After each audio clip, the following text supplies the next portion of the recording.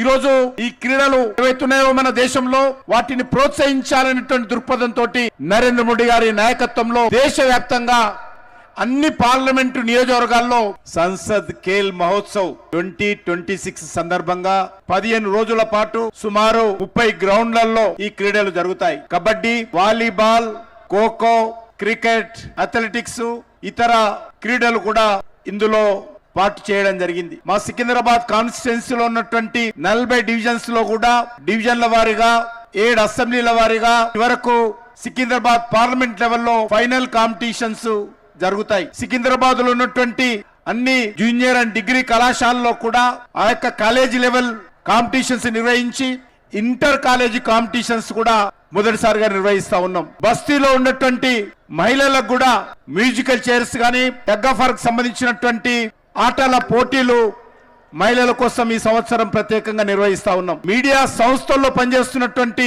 Reporters కానీ ఇతర media persons ఎవరైతున్నారో వాళ్ళందరూ కూడా ఈసారి పోటీలు నిర్వహిస్తా ఉన్నాం. ఈ సంవత్సరం దివ్యాంగుల కోసం ప్రత్యేకంగా క్రికెట్, ఇతర పోటీలు కూడా ఈ యొక్క సికింద్రాబాద్ పార్లమెంట్ కాన్స్టిట్యున్సీలో నిర్వహించడం జరుగుతూ ఉంది.